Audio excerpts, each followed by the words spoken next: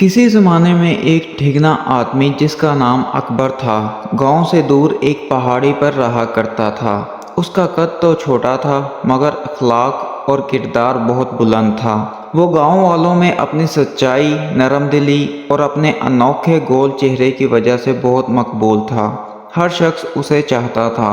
वो अपने छोटे से घर में अकेला रहता था और हर रोज़ अपने बागीचे में काम करता था। गांव में किसी का भी बागीचा इस जैसा ना था। उसमें गुलाब, चंबेली, मोतिया, गेंदा, सूरजमुखी, गर्ज किस्म किस्म के फूल लगते थे, जिनकी खुशबू से उसका बागीचा महकता रहता था।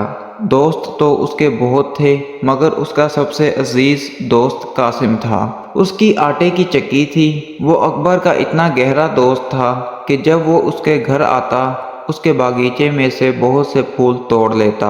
वो कहा करता था, सच्चे दोस्तों की हर चीज़ मुश्तरक होती है। कासिम जब भी ये कहता, अकबर खुशी से सर हिलाता और ऐसे दोस्त पर फख्र करता जिसके ख्यालात ऐसे आला थे। कभी कभी गांव वाले सोचा करते थे कि जवाब में कासिम अकबर को कुछ नहीं देता, जबकि अच्छे लोग अक्सर कोई तोहफा वसूल करते हैं तो बदले में भी कुछ ना कुछ ज़रूर देते हैं। जबकि कासिम के गोदाम में आटे की सैकड़ों बोरियां पड़ी रहती थीं और 6 गायें और सैकड़ों भेड़ें थीं, मगर वो एक आटे की बोरी तक अकबर को ना देता। इसके लिए तो कासिम की वो बातें ही सब कुछ थीं जो वो दोस्ती और बेगर्जी के बारे में अक्सर करता था। अकबर दिन रात अपने बाग में काम करता रहता। गर्मी और बहार में वो बहुत खुश होता, मगर जब सर्दी आती तो वो परेशान हो जाता, क्योंकि उसके पास कोई फल या फूल ना होता था कि जिसे वो बाजार में बेचकर अपने लिए कुछ खरीद सके। यहाँ तक कि कभी कभी तो उसके पास खाने को भी कुछ ना होता। चंद बादाम या आलू खाकर वो भूख मिटाता था। अकबर सर्दियों में खुद को बेहद तन्हा महसूस करता था, क्योंकि कासिम भी उस मौसम में उससे मिलने नहीं आता था। जब कोई कासिम से कहता कि अकबर से मिल आओ, वो बहुत बीमार है, तो वो नाराज़ होकर कहता, इस बर्फ़बारी के मौसम में उससे मिलने कैसे जाऊं?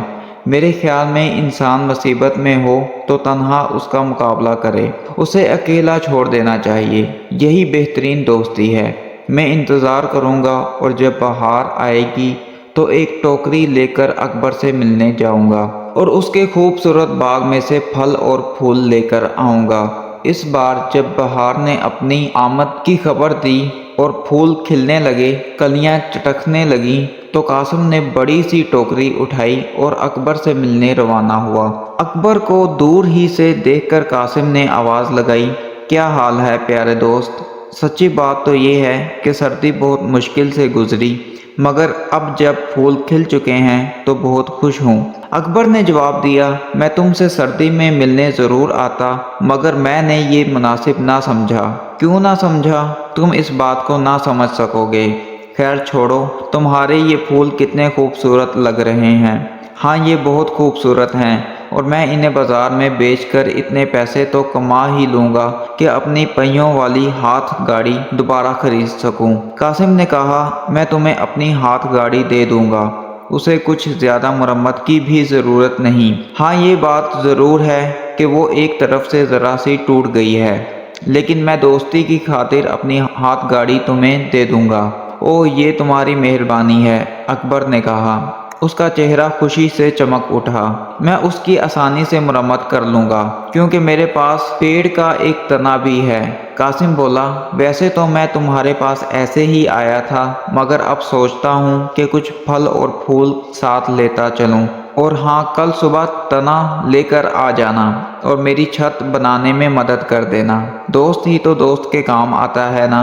अकबर सुबह ही सुबह पेड़ का तना लेकर कासिम के गोदाम पहुंच गया और सुबह से शाम तक उसकी छत मुरम्मत करता रहा। कासिम नीचे खड़ा उसे हदायत देता रहा। शाम तक अकबर थक कर चूर हो चुका था, मगर उसे ये इत्मीनान था कि कासिम उसे अपनी हाथ गाड़ी दे देगा। मगर कासिम ने तो इससे बात तक ना की।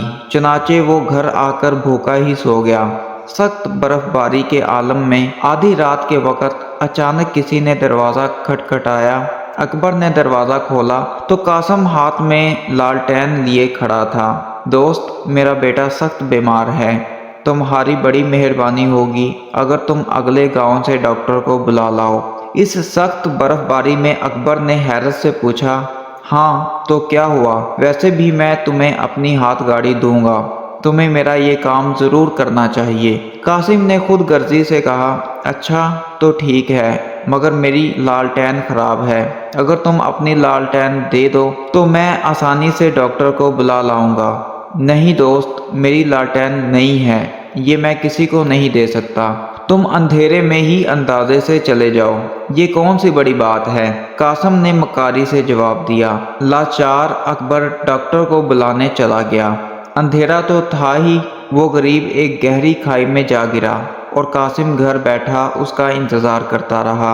صبح پتہ چلا کہ اکبر کھائی میں گر کر مر گیا ہے، مگر قاسم نے پرواہ نہیں کی۔ اللہ کا کرنا یہ ہوا کہ اسی رات قاسم کی چکی اور گودام پر بجلی گری اور اس کا سب کچھ جل کر تباہ ہو گیا۔ اس کے بیوی بچے بھی مر گئے۔ اب وہ دنیا میں اکیلا تھا، نہ مال و دولت اس کے پاس تھی، نہ کوئی دوست اور رشتہ دار۔ قاسم اس صدمے کو برداشت نہ کر سکا اور پاگل ہو گیا۔ کافی عرصہ تک وہ گاؤں کی گلیوں میں اکبر کو آوازیں دیتا نظر آتا۔ وہ اس کی تلاش میں تھا، اکبر جیسے سچے دوست کی تلاش میں۔